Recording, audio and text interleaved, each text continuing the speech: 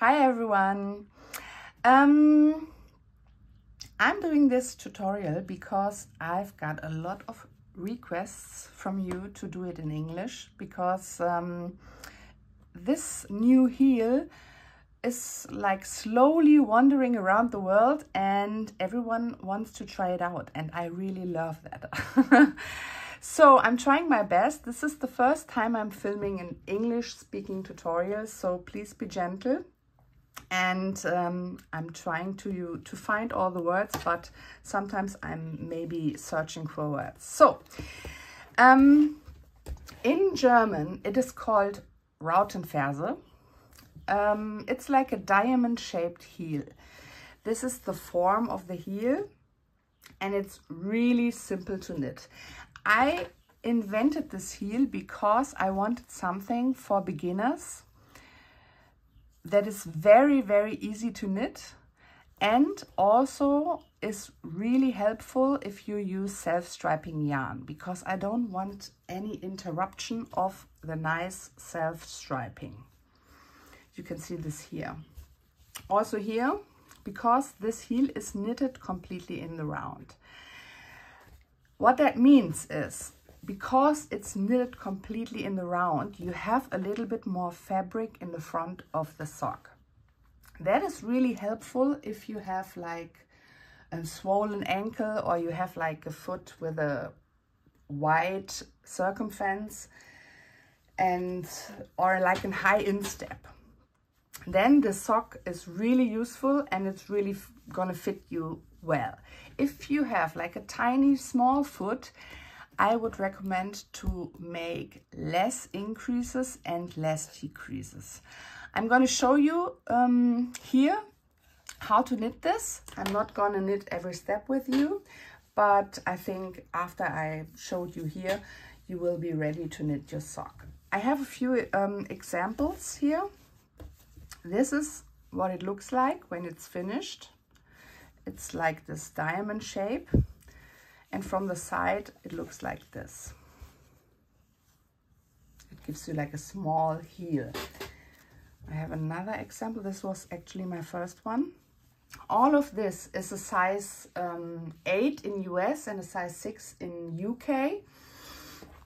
So this is adjustable. If you knit a sock for socks for kids, you just make less increases and less decreases. So this diamond can always get smaller. I wouldn't recommend to knit this diamond bigger. So everything above size 8 and size 6, I wouldn't change anything. I would always knit this size.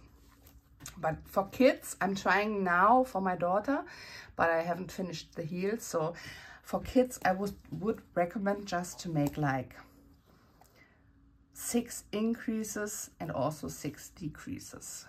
But before we go into the sizes, I will just explain what I did with the heel. So this is the rows 1, 3, 5, 7. That are the rows where we make the increases and decreases. In row 2, 4, 6, 8, we just knit across the round. So you don't have to turn, you don't have to knit purl stitches, you just knit in the round, knit stitches. And in row 1, when you can start this heel whenever you like. Whenever you have like enough length for your leg, you can just start the heel. So it's really like what you prefer. First row, you divide your heel stitches, you divide your complete stitch count into 2. So you have the stitches of the front and the stitches of the heel. For example, I always knit every adult size socks with 60 stitches, because if you have a longer foot, that doesn't mean that it gets wider just because your foot is longer. So I always knit all my socks for adult sizes with 60 stitches. That means for my heel, I'm going to use 30 stitches. You can knit this with double pointed needle. I prefer, what is it called? I don't know. I prefer like this. I always knit everything with this kind of needle and use the magic loop method. So I divide my total stitch count into 2 and have 30 stitches for my heel.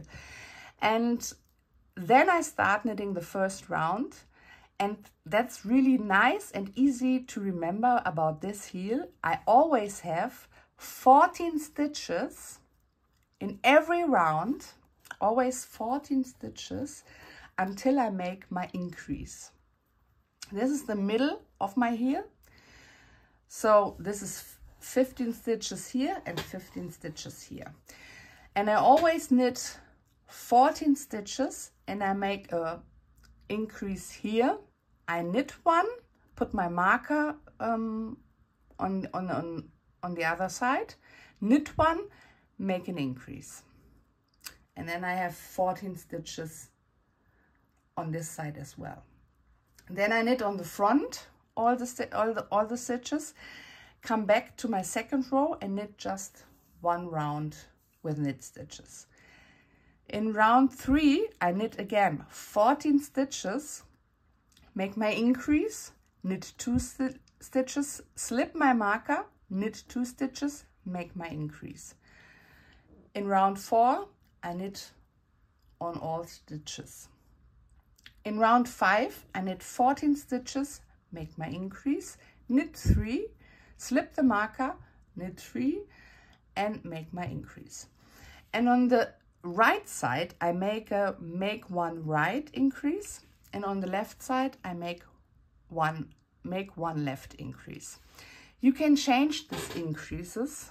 It doesn't matter. It will not change anything about the size of the sock. It just will change the look of the increase. So if you prefer another method for increasing, it doesn't matter. You can use that as well.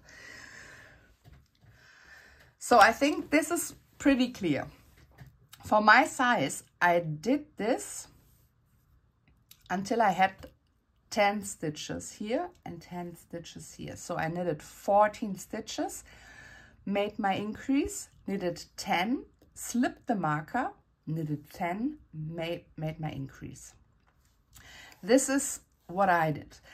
And I said it, I told you before, this is adjustable. So you can just knit up to 5 or 6 increases for like a kid.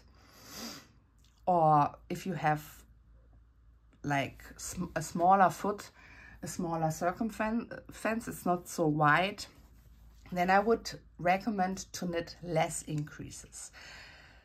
What is important is that you have at the end of your decreases the same stitch amount that you started with. So that means if you make less increases, you have to make less decreases, and you have to get to the same stitch amount you started with. So I started with 30 stitches for my heel, and at the end I need to have 30 stitches on my heel again.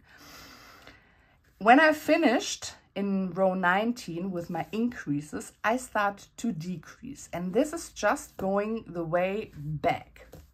That means also here we have always this 14 stitches. I think that is really nice because this is really easy to remember.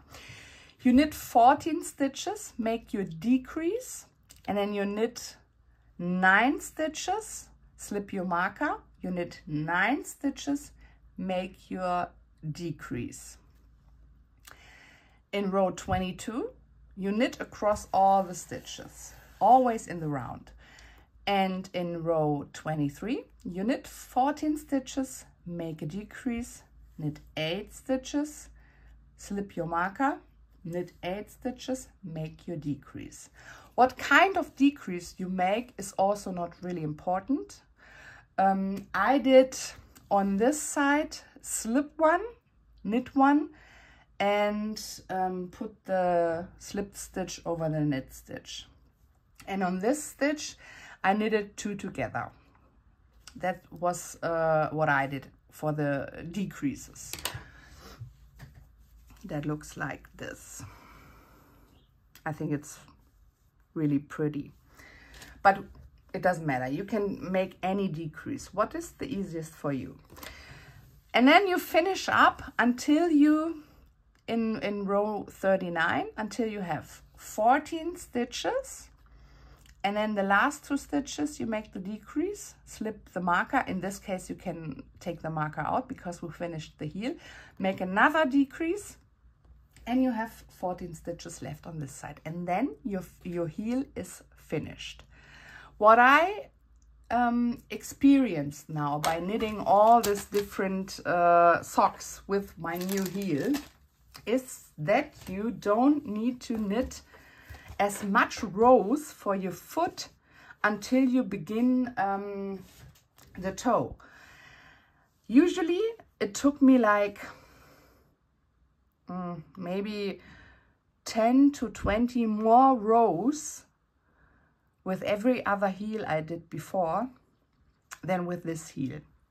I would recommend, if you knit this heel, the diamond heel, for the first time, knit socks for yourself so you can try them on, and you start the heel really, you start the toe really when the sock, you have in the front a little bit more fabric than in the back.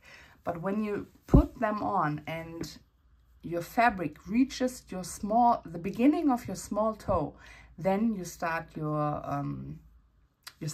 toe, decreasing for the toe. And yeah, that's about it.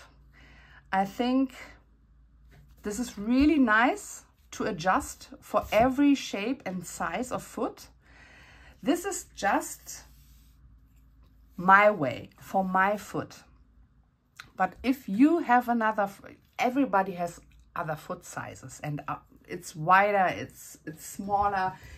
Every foot is different, so you can just adjust it to what you need. And I think that is really nice about this heel.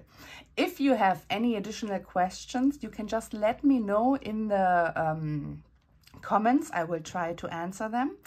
And I will also put information in the info box. You can just click on the title of this video, and then it opens the info box, and then you find like what yarn I used, what size of needle I used. And if I forgot something to say in this tutorial, I will put it in there, because there's no way of changing any videos once they're uploaded to YouTube.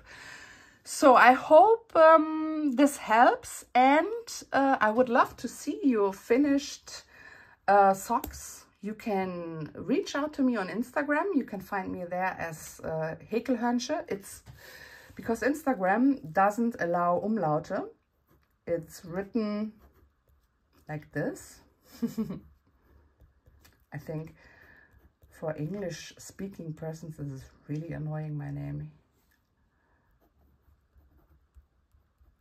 You can find me on Instagram and tag me in your pictures. I really love to see your work. And yeah, I wish you all the best, and I hope this helps, and all the best, guys. Bye.